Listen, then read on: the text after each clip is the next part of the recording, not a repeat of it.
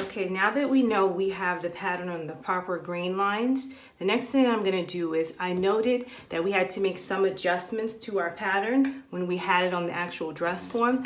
I believe there was not enough seam allowance. So first I'm just gonna make sure I add in that additional seam allowance. I'm gonna go to the very edge and I'm going to add 5/8.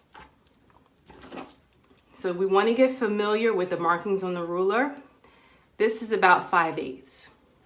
So it's not fully 1 inch, it's about a quarter away from being 1 inch. So I take that marking, and why you want to remember 5/8 is because most store-bought patterns measure out seam allowance already within the pattern. So it means it's not something you need to make additionally by yourself. It already comes with 5/8 seam allowance. So it's not something you need to go in unless the pattern itself isn't fitting the way it's supposed to fit. Then that's the only reason why you would actually need to go in and add that seam allowance. Otherwise, it's already within the pattern. I just went a little bit over on that one. Okay.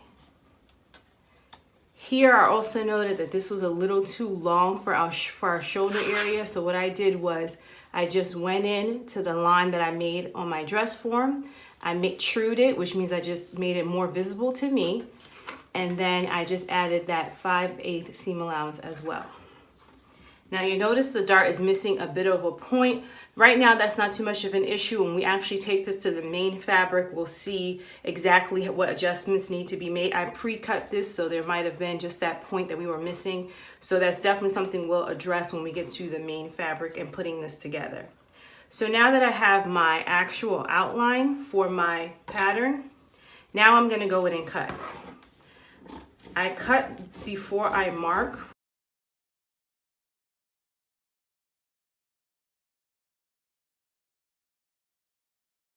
Ahead of you guys, but if you can get familiar over time, make yourself familiar with the rotary cutters, because I realize they are much faster and they give you way more smoother lines and more accurate than trying to clamp away at the scissors. So I would definitely encourage you to get rotaries.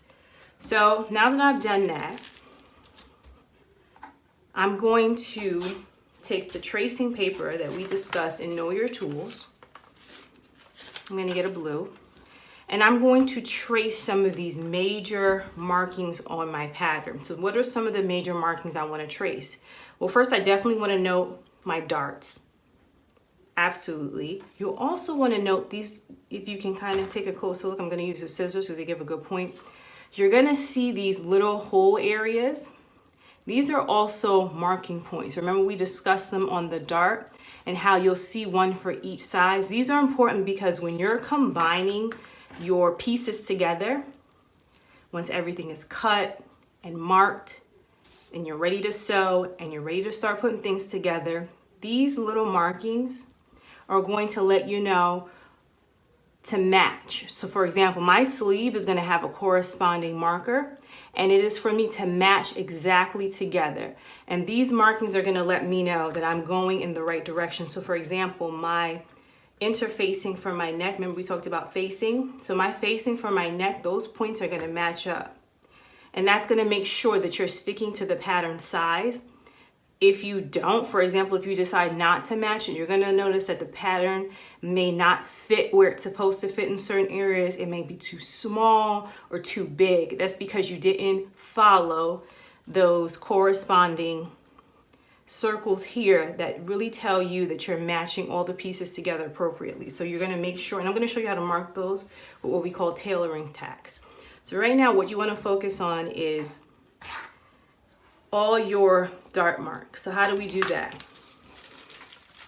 I take my tracing paper or carbon paper and I just lift it underneath the pattern. You can see it. Get my tracing wheel. And first I'm just going to make a little X for that top marking. Then I'm going to cascade it down here, nice and easy. You may want to go over more than once just to make sure. Then I'm going to do the same thing on this side. I'm going to do an X here, letting me know that these are how I'm going to close my darts. And then I'll show you what direction you close your darts so that way everything is uniform. You're gonna do the same thing to the side bust dart. Remember what I said, whatever I'm doing to this, I'm going to do to every single piece of my pattern. Sometimes twice. Why? Because you're gonna, some of them when you're cutting, it's gonna require you to have two pieces. Obviously, we did just the one side of the dress when we put this on the dress form. A dress needs to have both a left and a right side, a front and a back. So you're gonna wanna make sure. It may seem a little bit tedious, it may seem like a lot of work, but now you start to maybe appreciate what really goes into making a gown, making a really well-made garment. It is a lot of work. It is a lot of detailing that goes into it because you want things to be done very well and accurate. I'm also going to mark my apex, and these lines are just going to help me really make sure that if there's any fitting issues, I know where to go. So that's what these lines are. These lines are guides to basically let you know if something is off, where do I need to take things from or move things around. If you need to lift up the pins just to get into some of these areas, you're gonna do the waist. Why? Because you might be tempted when you put it back on the dress form or when you're connecting it to connect it here. And that would be wrong because the waist is here. If you connect it here, it's not going to match with the way it's supposed to. Okay, so I have my darts. Okay, what I'm also gonna do is, up here, you're going to see just these plain triangles. These are called notches. And what is the purpose of a notch? Well, the purpose of a notch is also matching. It really just wants you to make sure that you're matching everything up as you're putting it together. These are all assists to just kind of like reinforce, making sure you're putting things where it's supposed to go.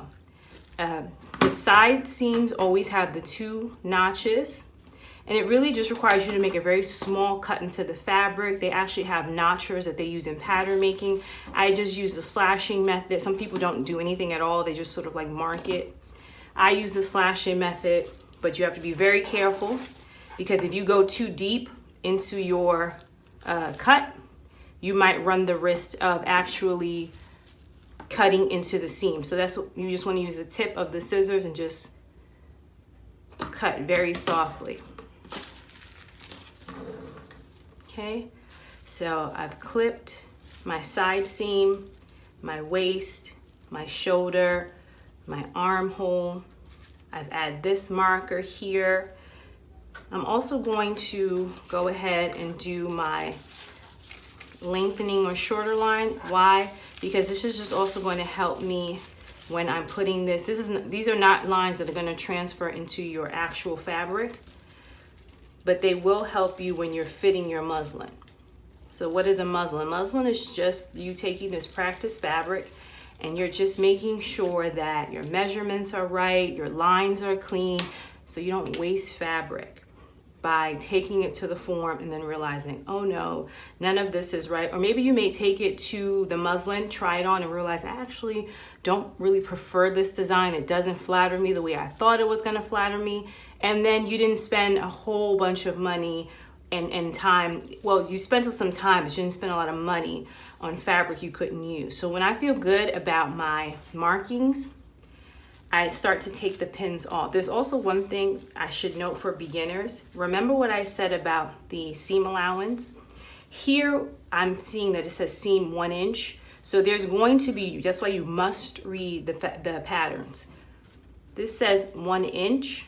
I normally do 5/8. For the most part, it's 5/8 unless they tell you it's not. So if they tell you this is a 1 inch seam allowance, you follow the 1 inch seam allowance. But if for the most part, it is normally 5/8. And I've actually done some measurements with this. Other places it's 5/8 just fine unless they tell you it's 1 inch.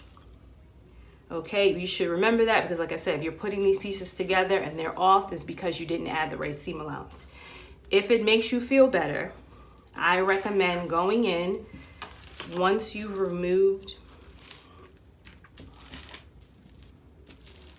your pattern. I recommend going in and actually, And here you can see some of my markings here that I'm going to have to true and make a lot more visible. But you can just go in at the very edge with your grid ruler and go in and make those 1 inch seam allowance so that when you're sewing, you won't forget, because you might go put it under your machine and just go start sewing and not realize, oh no, this is not 1 inch seam allowance. So that's something else you can do. So I'm gonna go in now and just true all my markings, and by truing it, I'm just gonna make them a lot more visible and obvious to myself.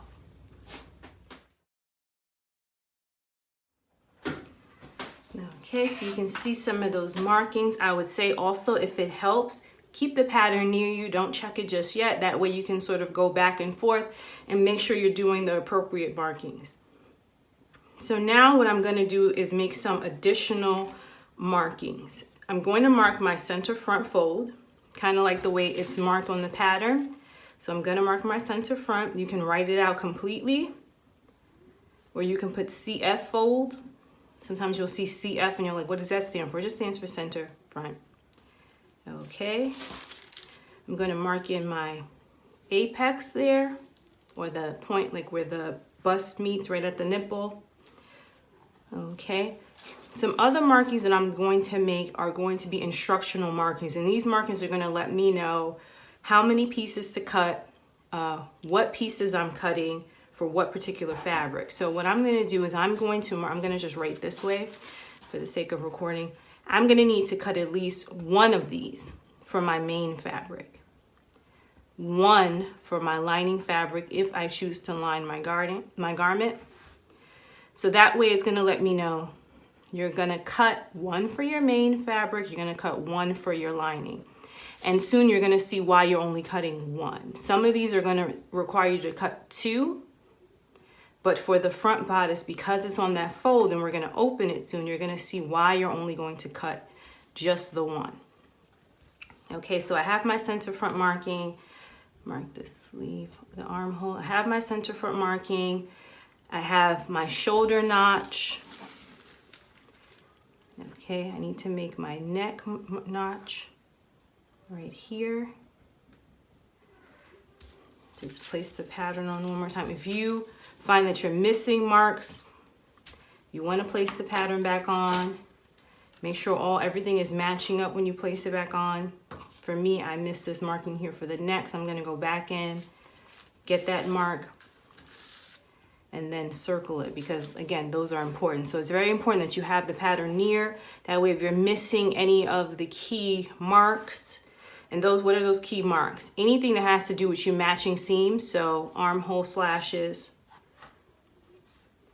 Anything that has to do with you matching up parts of the garment, so it would be anything that has a size number next to it, so anything with like size 8 or 6, whatever they're telling you to match up, you want to make sure that you keep putting it back and saying, okay, I'm missing some other markings here. Because again, like I said, those are going to be what's going to help you match. Okay, so you just kind of keep looking over. Anything that has a number next to it, a slash, you're going to make sure that you superimpose it back on the original pattern. You don't really need to focus on these lengthening and shortening lines, because at this point, when you're done your tissue fitting, you know whether or not it fits. So you really don't need to add those lines. Those adjustments can be made on this actual tissue paper, not necessarily on this. If it makes you feel more comfortable, do every single line. But I'm just telling you the key lines and points that you need to make sure that you can adjust the pattern if needed. I feel pretty confident about my markings, so now I'm just going to put that off to the side. So now that we have all our markings here, we have cut one, the main. Now we have to go in and do some thread marking that's going to let us know how we're going to transfer some of these markings onto the opposite side of our pattern. Thanks for watching. Be sure to like and subscribe. Videos are uploaded weekly covering dressmaking, fashion, lectures, and more.